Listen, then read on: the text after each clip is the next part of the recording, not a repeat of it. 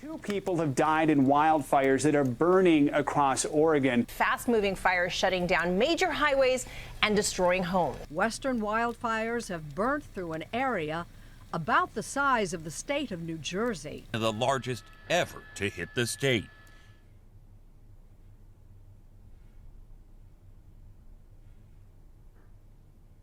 We used to, just go on 1 or 2 wildland fires a year locally, and now we're doing 15 to 20. I know they've gone up probably, probably 3 or 4% a year. My home is in Los Angeles, California. The fires have definitely gotten a lot worse.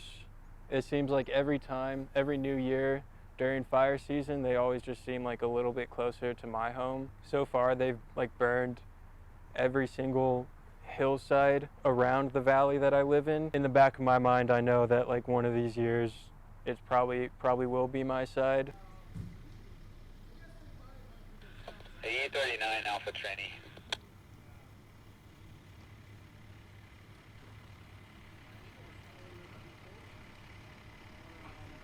People are moving into these, we call it the wildland urban interface, the WUI, where people probably shouldn't be living. That's happening here, but that's happening all over the western United States. Yeah, just more people and in drier conditions. It's a bad combination. I'm not an expert, but it seems that it's much more than just fires starting by lightning or whatever. I've never heard of a fire starting by that in LA. It's actually just because it's extremely dry, so everything just bursts into flames really quickly. Just people throwing out cigarette butts on the freeway. It's all these different factors that it seems like there's no way to prevent the factors from starting the fires.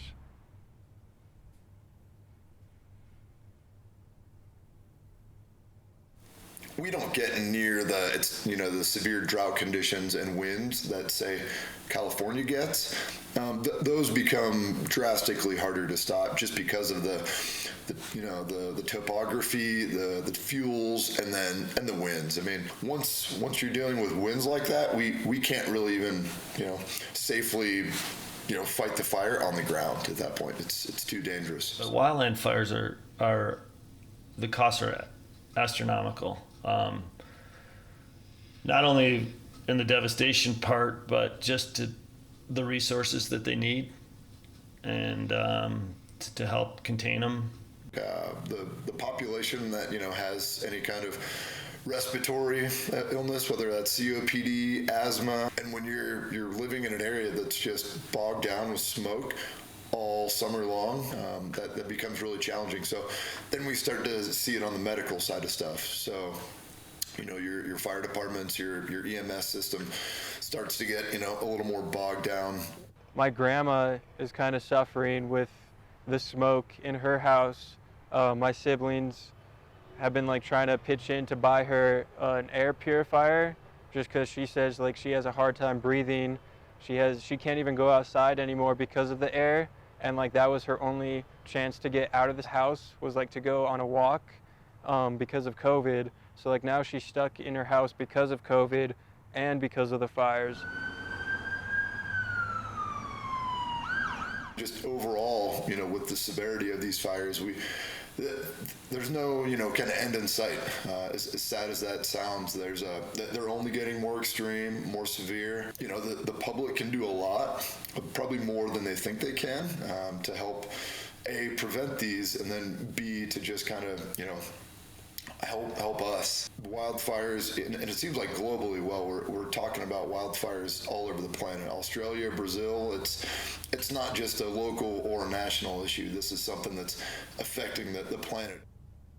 It's now coming to the forefront. It's a little overshadowed with everything else going on in the country right now. Otherwise, that's all we'd be hearing about. Again, it's a big problem, but I think there's a lot of solutions and a lot of good ideas and good things going on out there. And by doing this can only help. Take climate change seriously, because these are the results. It has been getting worse every year, And this is just one desert region among many in the US. And I'm sure it's getting worse in all of those, especially around the world. And I think the #1 culprit is climate change, so take it seriously.